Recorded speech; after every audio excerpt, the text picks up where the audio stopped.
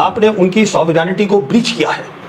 तो ये कहना साहब कि वो पाकिस्तान जो है वो रिटेलिएट कर रहा है, वो उधर से जवाबी हमला कर रहा है और हमारे मिलिट्री टारगेट्स को कर रहा है, तो वो नहीं था। तीनों सीनियर ऑफिसर्स ने ब्रीफिंग दी मीडिया को और बोला कि we hit the terrorist camps और वी डोंट वांट एस्केलेशन।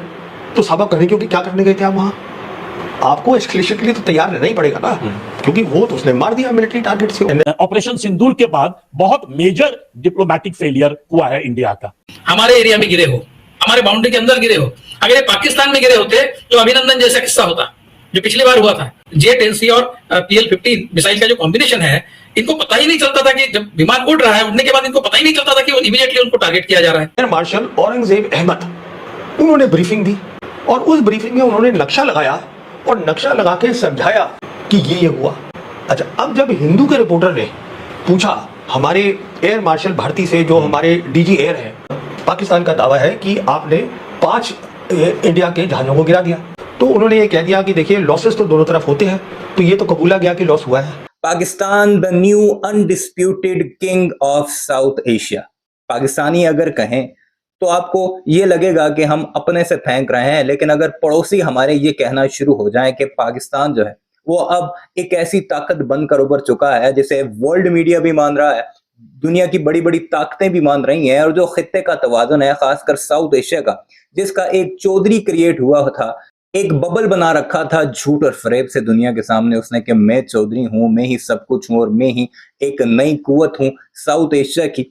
उस कुव्वत को पाकिस्तान जैसे, जिसका 8 गुना कम दिफाई बजट है, जिसमें मिलिट्री की तादाद अगर देखी जाए वो बहुत कम है, जिसमें अगर रकबा देखा जाए वो बहुत कम है, उसने नरेंद्र मोदी के उस भारत को जो थानेदार बना हुआ था हित्ते का, उसे ऐसा जमीन बोस किया है कि अब छोटे छोटे मुल्क हों या कि दुनिया की बड़ी बड़ी ताकतें, वो ये मानने को तैयार हो चुकी हैं कि भारत ने सिर्फ एक ढोंग रचाया हुआ था। और यही वजह है कि अब डोनाल्ड ट्रंप के बयान देख लें, अब दुनिया के किसी भी मुल्क के लीडर के बयान देख लें, या फिर उनके मीडिया का एक नया रुख या यू टर्न आप कह सकते हैं वो देख लें, वो यही वजह है कि भारतीयों की औकात उन्हें पता लग चुकी है। तो इस सारे मामले पर अब भारतीय खुद पाकिस्तान की तारीफ कर रहे हैं कि पाकिस्तान ने वो साबित कर दिया है जो कि इससे पहले हमें पता नहीं था या हमें बताया नहीं गया था। हमारे मीडिया के जरिए ऐसा झूठ और ऐसा प्रोपेगेंडा फैलाया जाता रहा कि हम पाकिस्तान को बहुत कम समझते थे।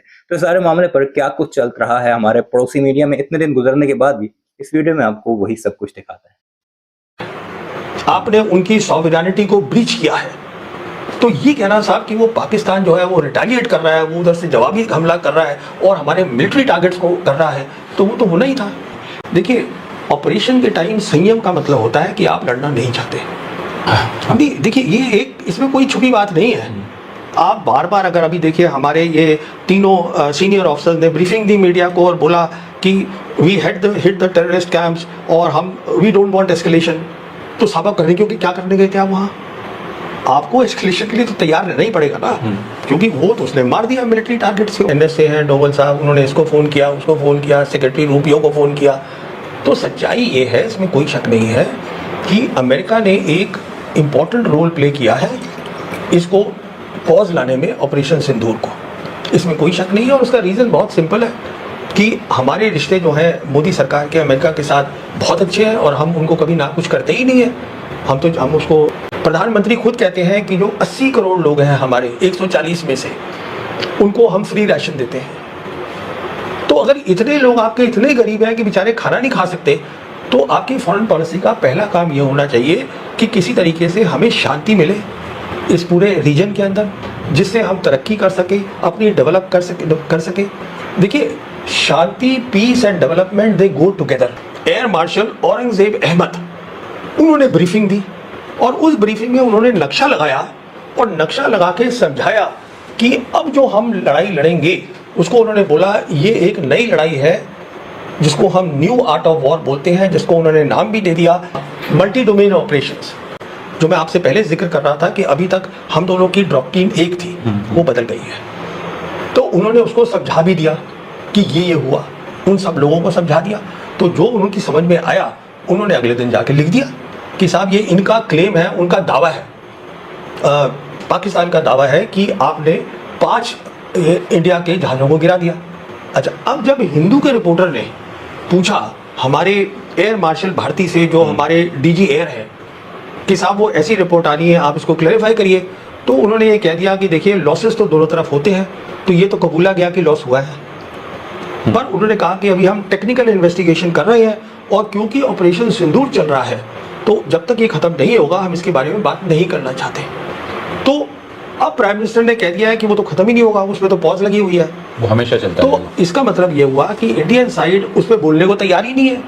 अच्छा, अगर आप नहीं बोलेंगे तो इंटरनेशनल मीडिया तो पाकिस्तान के दावे को मानेगी।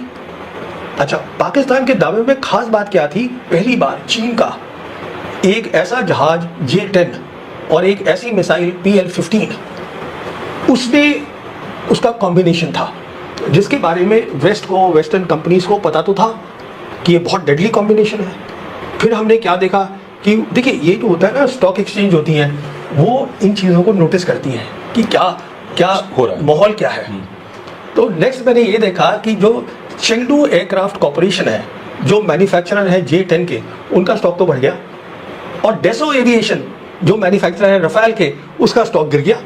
और जैसे अब हम जानते हैं ये पाकिस्तान से लड़ाई नहीं है, ये पाकिस्तान और चीन से लड़ाई है, क्योंकि चीन जो है वो अपना हाथ नहीं दिखा रहा है, खुद शामिल नहीं हो रहा है जंग में, पर पाकिस्तान की हर तरीके से मदद कर रहा है। हमारे एरिया में गिरे हो, हमारे बाउंड्री के अंदर गिरे हो, अगर ये पाकिस्तान में गिरे होते तो अभिनंदन जैसा किस्सा होता जो पिछली बार हुआ था।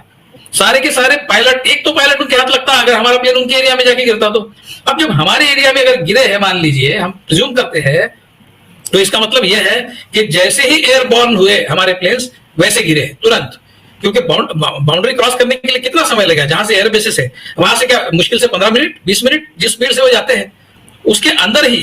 तो जो टेलीग्राफ में रिपोर्ट छपा है उसमें जो कहा है कि जो J-10C और PL-15 मिसाइल का जो कॉम्बिनेशन है, इनको पता ही नहीं चलता था कि जब विमान उड़ रहा है, उड़ने के बाद इनको पता ही नहीं चलता था कि इमीडिएटली उनको टारगेट किया जा रहा है। इस तरह की खबर वहां पड़ी। तो क्या ये सारी जो बातें, जो सारे तथ्य इनकी बातों से सामने आए हैं, वो तो टेलीग्राफ की रिपोर्ट तो सही साबित कर रहे हैं। तो आप जीत रहे थे, अगर आपकी जीत हो रही थी, आप डोमिनेट कर रहे थे और पाकिस्तान बैकफुट पर था, तो आप तो सीज फायर तभी करना चाहिए था आपने जब वो आपकी इस कम से कम इस कंडीशन को सेटिस्फाई करता कि जिन लोगों ने पहलगाम में ये हमला किया वो आपके हवाले करता है, फिर उनका अता पता बताता। ये तो आपने उनसे इन बार्गेन कुछ भी नहीं लिया।